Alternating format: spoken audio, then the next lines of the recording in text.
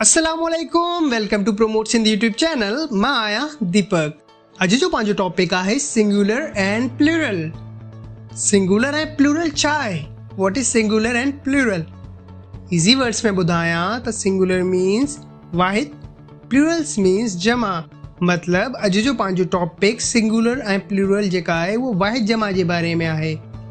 जीअं त पंहिंजी सिंधी ॿोली में वाहिद जमा हूंदा आहिनि, इन तरह इंग्लिश लैंग्वेज में बि वाहिद जमा हूंदा आहिनि जंहिंखे सिंगुलर ऐं प्लूरल चयो वेंदो आहे। आई होप इहो शइ तव्हांखे क्लियर हूंदी। हाणे मां तव्हांखे ॿुधायां त हिन में कुझु वर्ड्स अहिड़ा हूंदा आहिनि जंहिंजा प्लूरल ठाहिण लाइ पाण S, E S, I S या वी ई एस जो यूज़ कंदा आहियूं। बाक़ी अहिड़ा वर्ड्स बि हूंदा आहिनि जंहिंमें सिंगुलर ऐं प्लूरल बिल्कुलु अलॻि हूंदा आहिनि। इन तरह कुझु अहिड़ा वर्ड्स बि आहिनि जंहिंजा सिंगुलर ऐं प्लूरल बिल्कुलु सेम हूंदा आहिनि।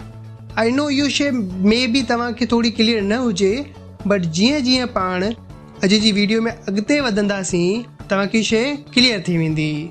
हाणे तव्हांजे साम्हूं लिखियलु आहे त first we see those singular in which we use S in the end of its plural. हिन में सिंपल इहो लिखियलु आहे त पाण पहिरीं उन सिंगुलर जे बारे में पढ़ंदासीं जंहिंमें एस यूज़ थिए पियो एंड में प्लूरल ठाहिण लाइ। जीअं त तव्हांजे साम्हूं एग्ज़ाम्पल्स ॾिनल आहिनि, बोट लिखियलु आहे, हुन साम्हूं बोट्स। सिंपल मां ॿुधायां त बोट छा आहे सिंगुलर, बोट्स छा आहे प्लूरल। बोट जे एंड में एस लॻी वियो त उहो प्लूरल थी वियो। सेकेंड एग्ज़ाम्पल आहे हाउस, हुनजो प्लूरल छा आहे हाउसिस। हाणे हाउस जेका आहे हुन जे एंड में एस लॻाए छॾियो त प्लूरल थी वियो, simple. Third cat, cats. River, rivers. Cow, cows. Goat, goats, paper, papers। हाणे तव्हांजी स्क्रीन ते लिखियलु आहे if the word has S, X, Z, CH and SH in the end, then we will add ES in their plural। इहो मतिलबु आहे त अगरि तव्हांजे वर्ड में S, X, Z, CH या SH हुजे एंड में त हुनजो प्लूरल ठाहिण लाइ पाण ES जो यूज़ कंदासीं। जीअं त इहो एग्ज़ाम्पल्स लिखियलु आहिनि। नंबर 1 ते आहे बस, हाणे जो प्लूरल छा थियो बसिस। बस में एंड में छा अचे पियो एस। हाणे हिन जो प्लूरल ठाहिण लाइ ई एस जो यूज़ कंदासीं त बसिस थी वियो। Wish, wishes. Pitch, pitches. Box, boxes. सभिनीनि जे एंड में ई एस जो यूज़ थिए पियो प्लूरल ठाहिण लाइ। हाणे तव्हांजी स्क्रीन ते लिखियलु आहे the words which has Y in the end, then we will remove y and put ies in the end of the word to make its plural।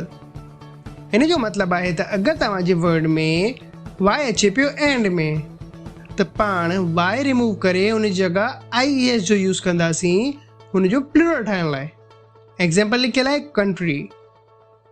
हाणे कंट्री जे लास्ट में अचे पियो y, पाण हिन जो प्लूरल ठाहिण लाइ छा कंदासीं y खे रिमूव करे हुन जी जॻह ies जो यूज़ कंदासीं, सिंपल। सेकेंड छा आहे बेबी। y अचे पियो, y रिमूव थींदो, ies लॻी वेंदो हुन जी जॻह त बेबीज़ थी वेंदो। पोइ लिखियलु आहे सिटी, सिटीज़। Party, parties. पर अगरि वर्ड जे एंड में y अचे पियो ऐं y सां पहिरीं वॉवेल्स अचे पियो त पाण हुन जो प्लूरल ठाहिण लाइ y खे रिमूव न कंदासीं, जस्ट हुन में एस लॻाए छॾंदासीं लास्ट में। जीअं त एग्ज़ाम्पल लिखियलु आहे बॉय, बॉइस। लास्ट में अची वियो एस, वाई रिमूव न थियो। सेकेंड लिखियलु आहे टॉय, टॉइस। जीअं त ओ हिकु वॉवेल आहे इन लाइ पाण एस लॻायो लास्ट में। जीअं त लास्ट जेका हेडिंग हुई हुन में तव्हां ॾिठो हुयो त पार्टी जी हिकिड़ी एग्ज़ाम्पल ॾिनल हुई। हाणे पार्टी जी स्पेलिंग छा आहे PARTY। हाणे हिन में तव्हां पाण नोट कयो त वाई सां पहिरीं टी अचे पियो। टी वॉवेल न आहे, टी जेका आहे उहो कॉन्स्टेंट आहे, इन करे पाण हुन में ies लॻायो हुयो। त आई होप तव्हांखे इहो शइ क्लियर हूंदी। हाणे जीअं त तव्हांजी स्क्रीन ते आयो आहे लिखियलु if word is ending in F or FE, so we will change them into VES। Example आहे काफ, CALF काफ। हाणे हिन जो प्लूरल छा थींदो काव्स। हिन में छा लिखियलु हुयो पहिरीं एफ या FE अचे लास्ट में त उहो रिमूव करे हुन जी जॻह पाण VES जो यूज़ कंदासीं। सेकेंड एग्ज़ाम्पल आहे नाइफ, हिन में लास्ट में छा अची वियो FE। उहो रिमूव करे उन जी जॻह VES जो यूज़ थींदो। थर्ड आहे वाइफ, वाइफ अची वियो। लीव, लीव्स अची वियो। लाइफ, लाइफ्स अची वियो। Your self, your selves. themselves।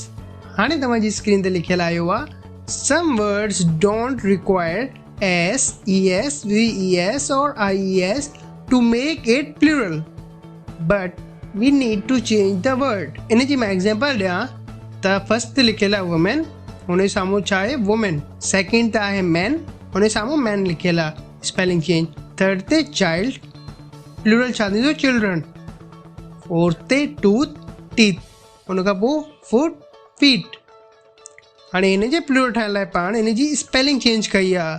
अगरि पाण हिन में S, ES, IES और VES जो यूज़ कयूं त इहो सेंटेंस ई रॉन्ग थी वेंदो। पोइ आई होप अॼु जो लेक्चर तव्हांखे क्लियर हूंदो। अगरि को क्वेश्चन आहे तव्हां कमेंट में ज़रूरु पुछिजो। पोइ अॼु जो टॉपिक ख़तमु थियो हिते ई। मिलूं था नेक्स्ट वीडियो में। अल्लाह हाफ़िज़।